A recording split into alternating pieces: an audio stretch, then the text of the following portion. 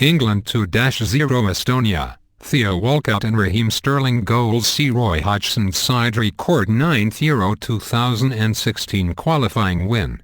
There had been fighting talk from Theo Walcott when he claimed that the whole country wanted him to start in his favourite position for England.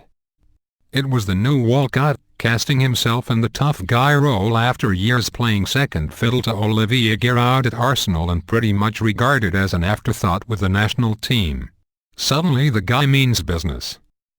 He is playing his way into the starting lineup for England, very much man of the moment again after scoring the opening goal in this functional, ordinary victory over Estonia. Walcott impressed, as much for the timing of his run that cut out Estonia's sleepy defence than his trademark finish following a drop of his right shoulder.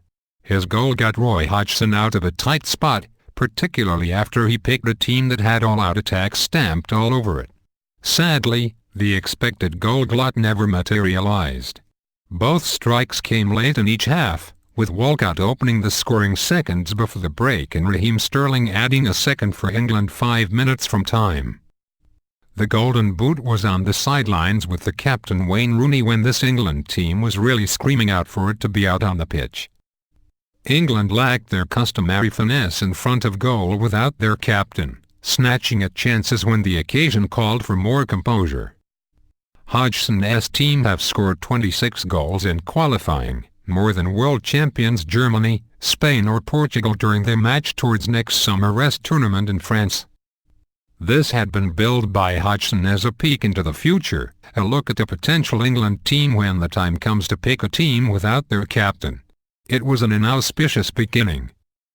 Rooney remains a talismanic figure for this team, a man of stature after an England career that has spanned 3 World Cups and 2 European Championships. He will be needed when the serious stuff begins next month, when England travel to Spain for a friendly in Alicante before returning to Wembley to host France. The game against Estonia had an experimental feel about it, with Adam Lallana and Ross Barkley shoehorned into England as central midfield because Michael Carrick was forced to pull out with an injury. Barkley can be careless in possession, giving the ball away in critical areas of the pitch and giving opposition players chances to make some ground. When he is in the final third though he comes alive, a special talent on the ball when he dwells on the ball and deliberately delays the moment of execution.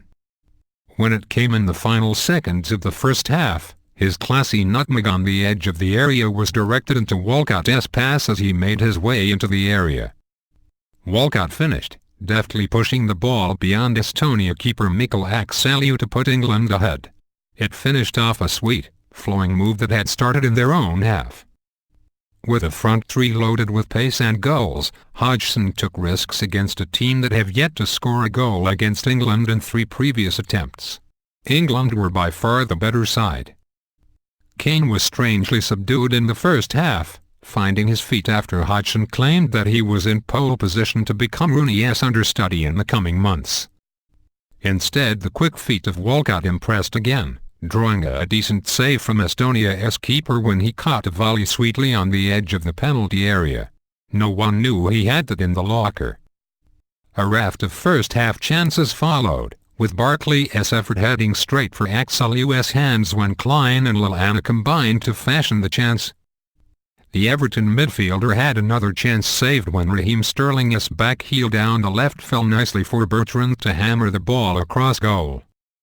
Akseliu parried as far as Barkley on the edge of the box, but his cushioned side-foot volley went straight back into the Estonia keeper's hands. Predictably England's defence was rarely troubled, barely asked a question by a team with frighteningly limited ambition. Of the 2 centre-halves Chris Smalling stood out ahead of captain Gary Cahill, simply because of his willingness to drill 30 or 40-yard balls out to England's forwards.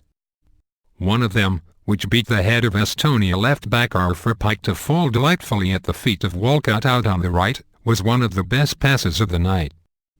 There was more frustration for Kane in the second half, miscuing at Ricky volley on the turn as England increased the pressure. Hodgson wanted goals here, to sign off the home qualification campaign with a bit of swagger before Monday's trip to Lithuania for the final group game. The body swerves that took Bartley into the penalty area deserved more, drawing another fine save from Axley when he finally unloaded with a clear shot on goal. They finally added a second when Jamie Vardy's diagonal run took him inside the area and Sterling arrived at the back post to apply the finishing touch.